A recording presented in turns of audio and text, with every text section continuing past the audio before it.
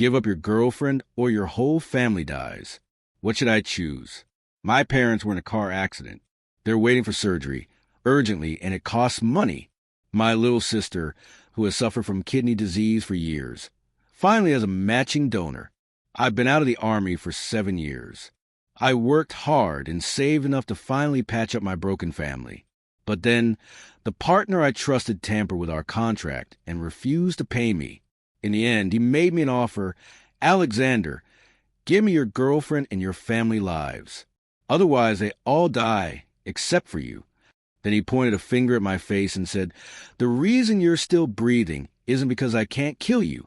It's because I want to see you live in pain, like a dog.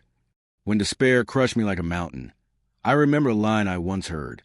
When society drives you to a dead end, don't forget, there's still one road left behind you. That road is crime. And remember, there's nothing shameful about it.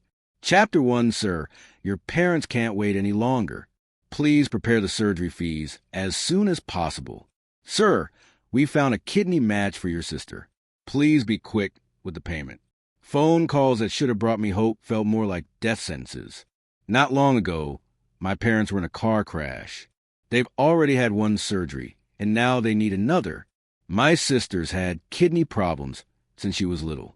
During the years I was in the military, she worked herself sick just so our parents could live better. Now her condition has deteriorated to the point that a transplant is her only chance. 2 surgeries combined will cost over 1 million yuan. It's not that the hospital lacks compassion. In fact, they already fronted the cost for my parents' previous surgery. Even my sister's current hospitalization fees have been piling up in arrears. I've been out of the Army for 7 years. I work hard alongside my comrades, and with my girlfriend's frugality, we saved a good amount. But a recent business deal had me pour in everything I owned. The deal went through, but the partner didn't pay me a dime.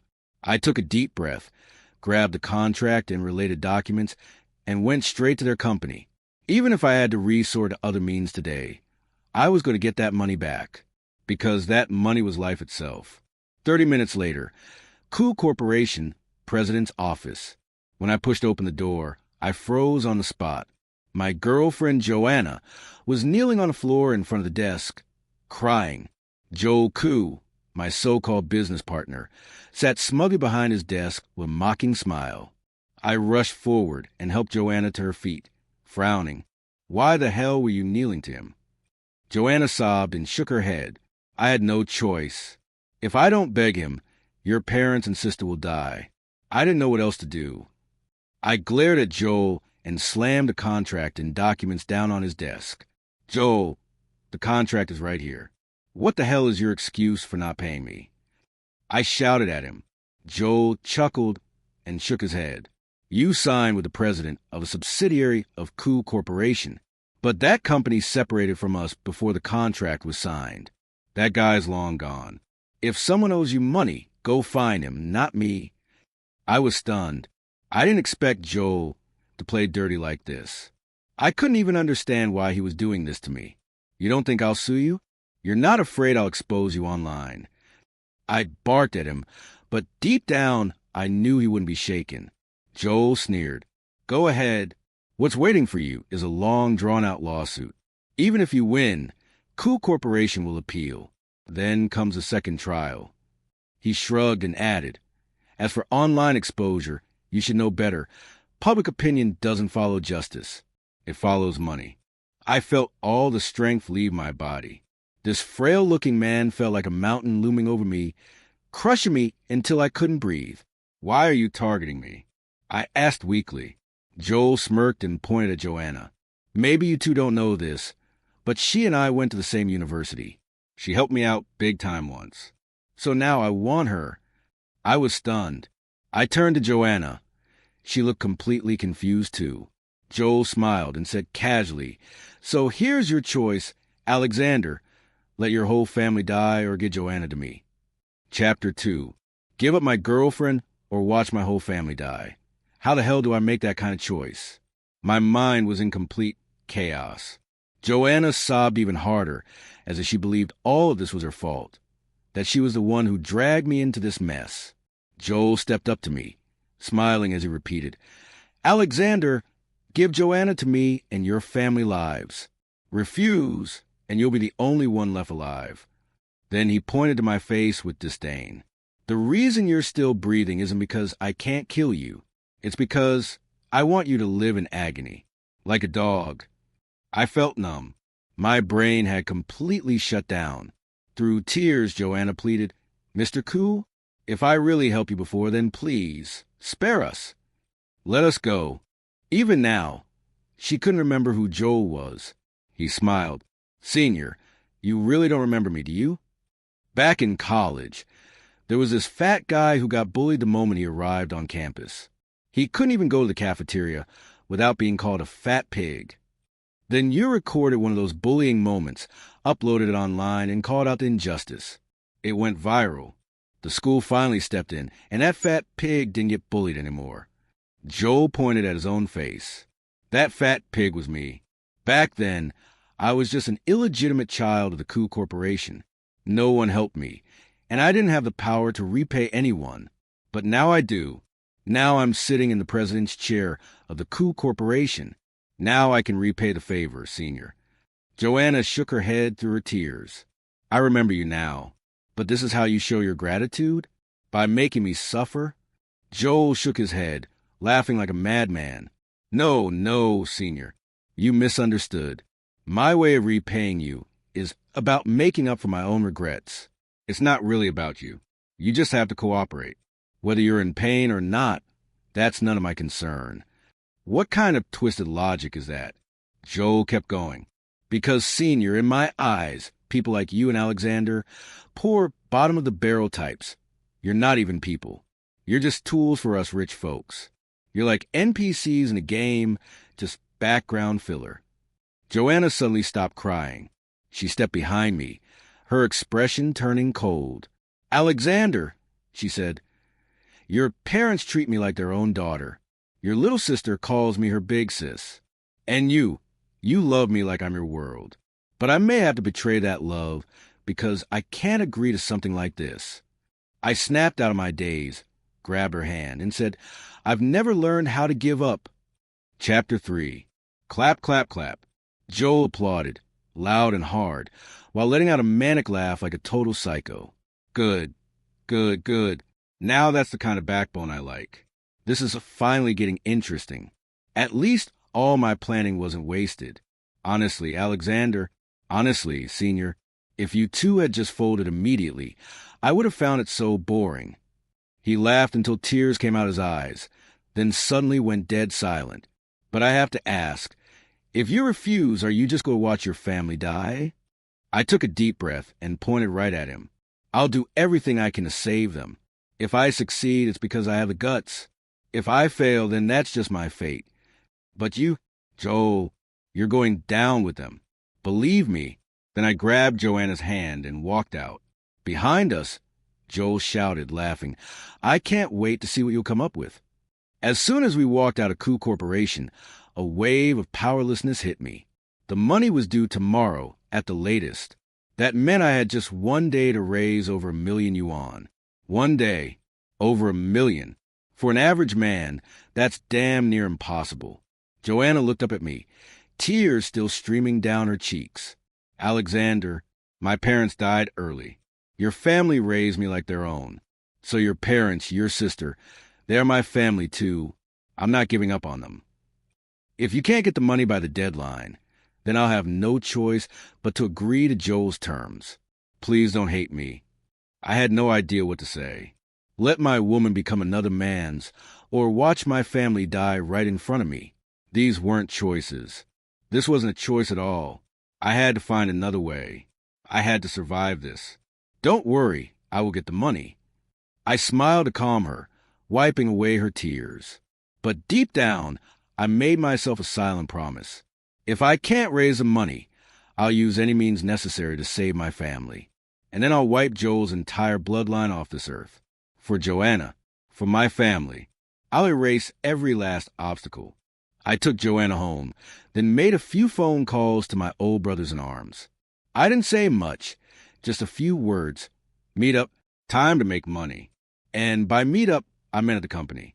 Our company runs private security, specifically for import-export cargo ships. To be allowed to carry firearms on board, we had to register the business overseas.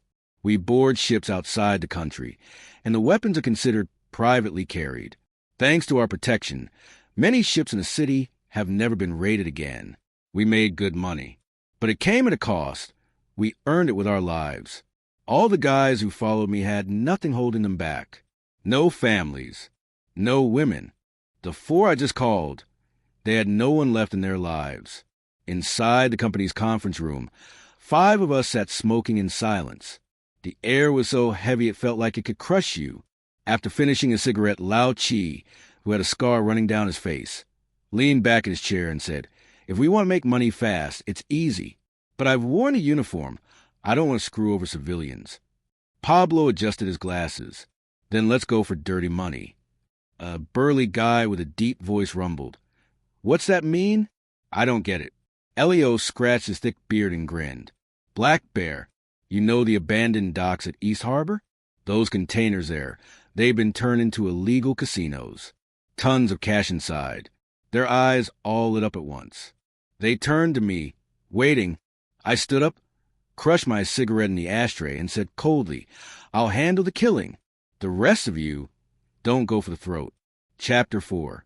2 hours later, the 5 of us arrived at the abandoned East Harbor dock. By then, night had fallen. Plenty of people were patrolling the container yard. We were spotted quickly, but Elio simply said, "Old Wong sent us." That was enough. They let us through. Elio was a gambler. Most of the money he made, he gambled away, so he knew this place inside out. Soon, we stepped inside one of the containers. From the outside, it looked like any other regular container. But inside, it opened into a large space packed with people. Gambling tables were stacked with chips. These gamblers exchanged cash for chips at the door and would cash out when leaving, which meant this place held a lot of cash. Elio led us up several floors until we reached the 3rd level. He said that's where the boss's office was. The 3rd floor had tons of VIP rooms. According to Elio, the games here were high stakes. Millions could be won or lost in a single round. At the far end was the office. I knocked. A gruff voice inside barked, "Come in." I twisted the handle. Unlocked. Inside, for mahjong tables were set up, each filled with players in the middle of a game. A big bald guy looked up at Elio. "Elio, you bring some friends to play?" Elio shook his head, smirking slyly. "Sorry, Baldy. You've pissed off Mr. Koo. I'm here to teach you a lesson." "Koo who? Which Koo?" "I didn't piss off anybody." Baldy looked totally confused, but we didn't bother answering. We moved. We only brought batons, used them to strike joints. One hit to the elbow or knee, and they were done. The ones who resisted hardest. I went all in. I'd assumed that if these guys could run a casino, they wouldn't be pushovers. I was wrong. They folded like paper. Baldy even hid behind his desk, hands raised. "Elio, we go way back, man. Let's make a deal. I'll give you money. You can tell that cool guy you beat me up. Sound good?" Elio looked at me, waiting for my call. I raised an eyebrow. "How much are we talking here? You do realize Mr. Koo must have paid us well to take care of you." Baldy held up a hand. "There's 5 of you. 1 mil each. Let me walk without a scratch." "Fair enough." I paused and nodded. "Bag it up." We tossed our duffel bags toward him. Without hesitation, Baldy slid aside a painting of 8 horses on the wall, revealing a hidden safe. He opened it. It was stuffed with cash. Honestly, I wanted to take it all. But I wasn't that greedy. And this money, once I got through the storm, I planned to return it to Baldy. As Baldy worked, Lao Chi and Black Bear stood beside him, watching like hawks, ready for any sudden moves, like pulling a gun. "You guys clearly came to get cash," Baldy said, chuckling. "Otherwise, why bring bags, right?" He laughed, but his hands never stopped. I frowned and tightened my grip on the baton. Maybe we should silence him. But Baldy seemed to read my mind. "El, I know you. You're a security company in the city, the most feared one around. You guys rule those chaotic waters and have some overseas pull too. I've looked into you." That caught me off guard. Why looking to me? Baldy stopped packing money, motioned for Lao Chi and Black Bear to continue, then came over and handed each of us a cigarette. I pissed off a lot of people taking over this place, he said. Plenty of folks lost everything gambling here. Some of them have very sensitive backgrounds. Let's just say, lots of people want me dead. I've been planning to run for a while, but I know it won't be safe out there. So I thought if Ale and a security crew had my back overseas, I'd be untouchable.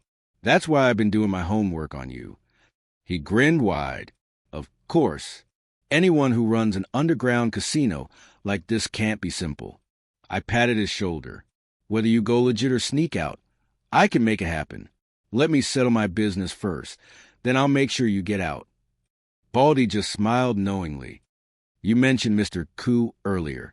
You must have pissed off the Koo Corporation, right? In other words, he was implying I might not live to pull this off. I just sneered. If worst comes to worst, none of us will be in this country anymore. Wiping out the entire Koo family wouldn't even be that hard. Baldy gave me a thumbs up. Then I'll be waiting on you, Ale. Not long after, we took the money and left. Carefully, Baldy didn't make things difficult for us at all. As soon as I had the cash, I rushed to the hospital. I paid the bills, then headed to the room. But as soon as I opened the door, I saw my parents and little sister sitting on the windowsill. The window, which should have had a safety rail, now had none. Mom, Dad, Sis, I shouted. My parents turned to me, tears already in their eyes. My sister looked back and smiled with heartbreaking sadness. At that moment, I saw a phone on the bedside table. On the screen was Joel. He saw me and waved mockingly. Well, Alexander, you really know how to surprise me. You actually went and robbed an underground casino. But now that you've got the money, does that mean you can save your family? Then he stepped aside from the camera, and behind him, I saw Joanna tied to a chair, mouth gagged. You son of a B****, TCH, I yelled. Joel leaned back into frame, stomping his feet in glee, laughing like a maniac, tears streaming down his face. Ha ha ha, Alexander. You think just because you have the money you're free from the choice? You still have to pick one, just like I said. Your whole family dies, or I turn Joanna into my woman right now. Ha ha ha. Come on, Alexander, make your choice. I'm getting impatient. We die, my dad shouted. And then, arms stretched wide, he jumped. A second later, my mom looked me in the eyes, then jumped too. And finally, my little sister said softly, Big brother, live well, okay? And she followed. In the blink of an eye, my family was gone. And I hadn't done a damn thing to stop it. They're dead. All of them. Alexander. You see? Look at you now. You look just like a dog. Joel howled with laughter. Then he stood, walked toward Joanna, and said, But you know what? I'm not a man of my word. Even with your whole family dead, Joanna's still mine. Are you mad, Alexander?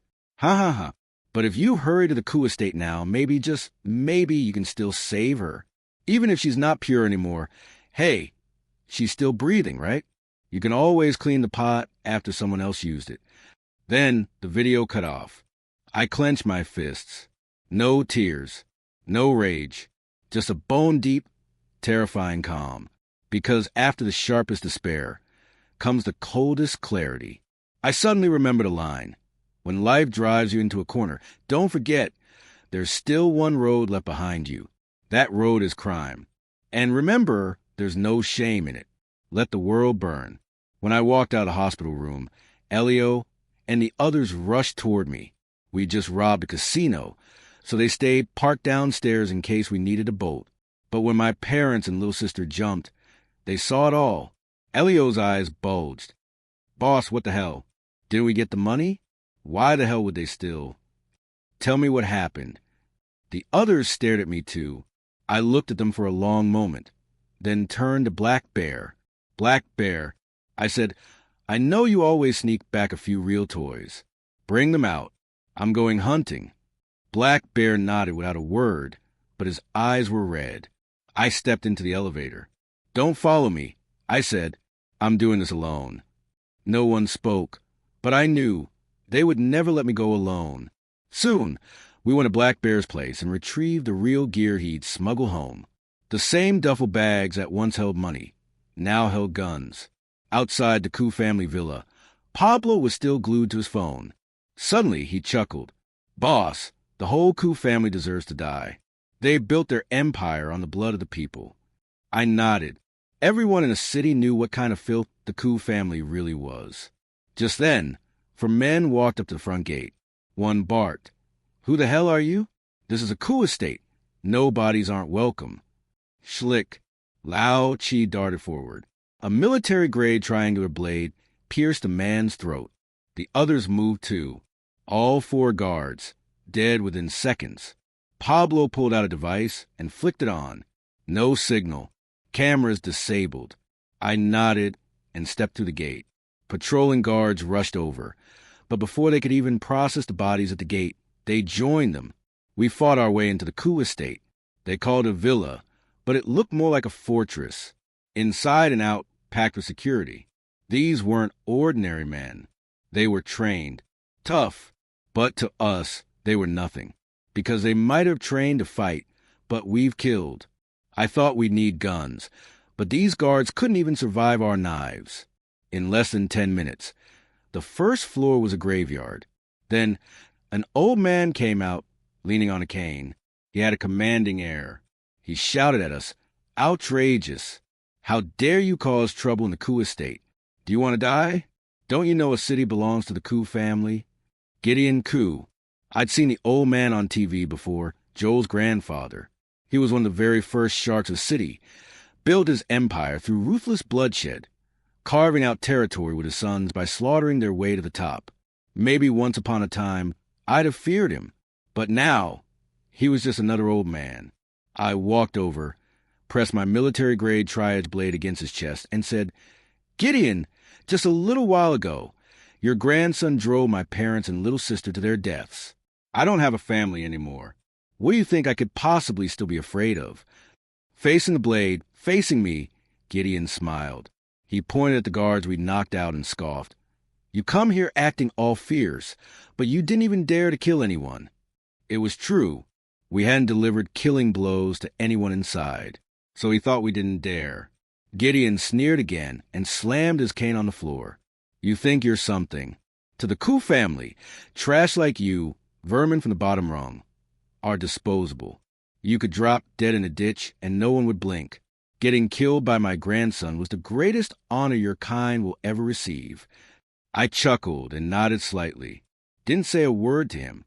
Instead, I turned to my brothers. "Go. Bring every Koo family member down here." Then I sat on the sofa. Gideon followed and sat across from me. He crossed one leg over the other and said, "You bottom feeders are like ants. If we Koo family members step on one by accident, we wouldn't even notice. But I'll admit you're a bold ant, daring enough to crawl into our home."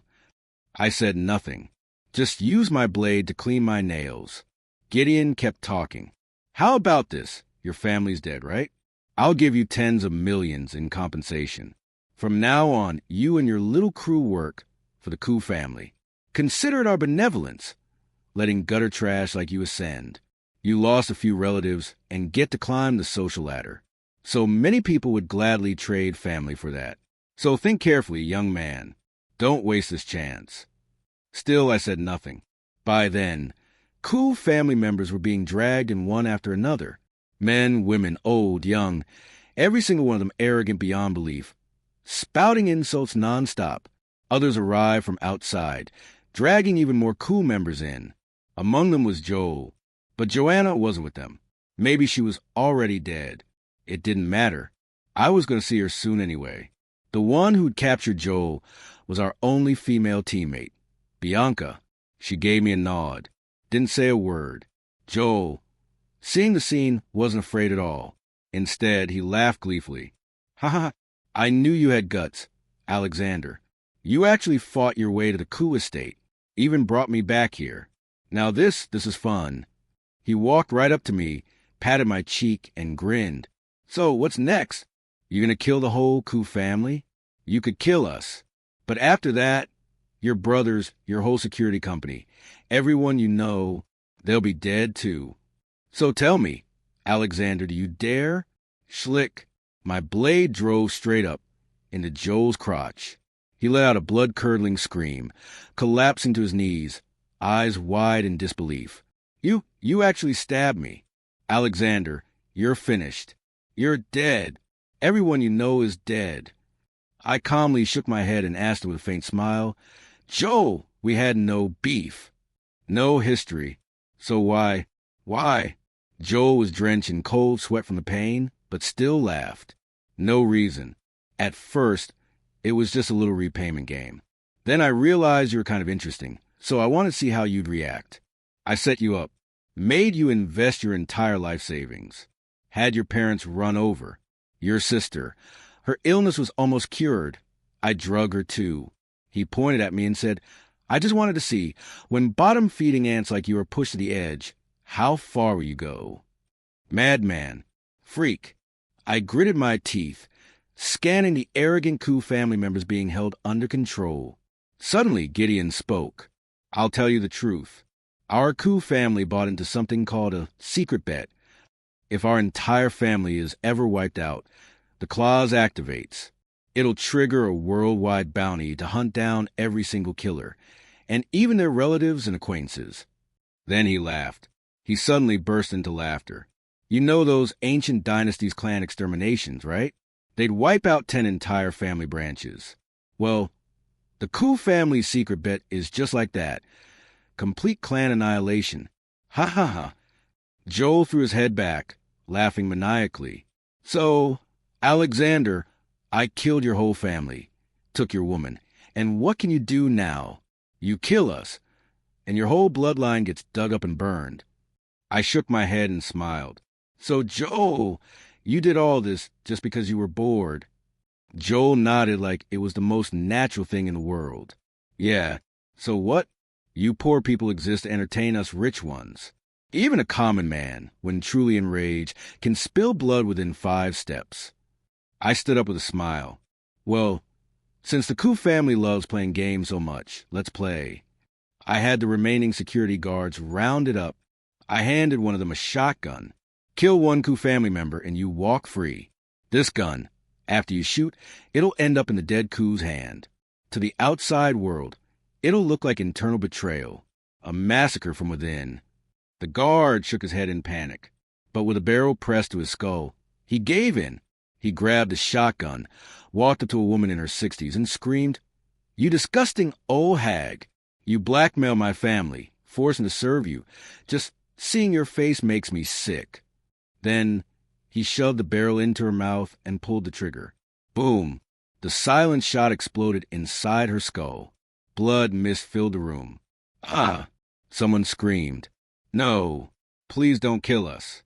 We'll give you money. We have plenty of money. I'm begging you, I'll kneel, just don't kill us. The coup family had finally learned fear.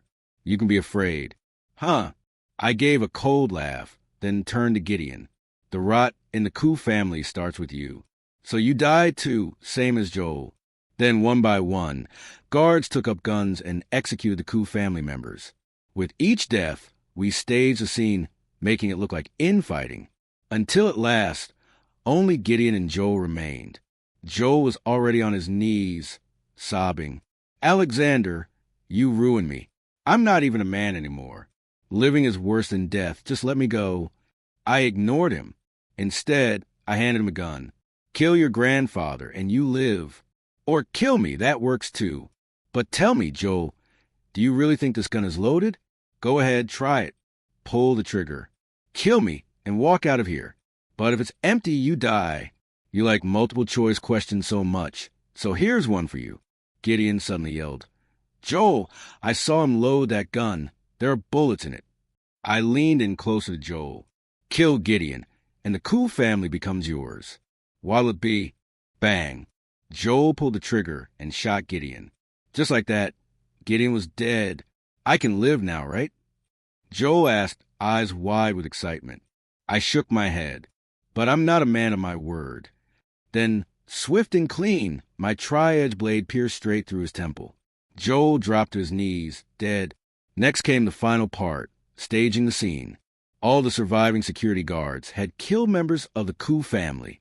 They would testify that we had nothing to do with it. In fact, they'd testify we were never even there. We left, but I felt empty again. I wanted to die, to go find Joanna, to reunite with my family. Bianca suddenly bumped my shoulder. When I captured Joel, your girl wasn't there. There was a woman who looked like her, but wasn't her. That woman told me she was the one in the video, brought in by Joel to stage the scene. I froze. Where's Joanna then? Pablo came running over. Boss, I just found out Joanna went to a hospital. She tried to donate her organs to raise money. She's safe now. I exhaled, deep and long, then made a decision. Go pick her up. We leave the country. Now. Half a month later, we arrived at our overseas company. With us was Baldy. He gave us another large sum of money, an investment in exchange for our protection. With that funding, we started hiring, expanding, rebuilding. But recently, I received word the Koo family's secret bet had been activated. Someone had leaked our whereabouts, which meant hitmen were coming. I wasn't afraid, but I was realistic. You can rob for a day, but you can't guard forever. A few days later, I got a call. It was from Wolfhead Oldley, my commanding officer back in the Army.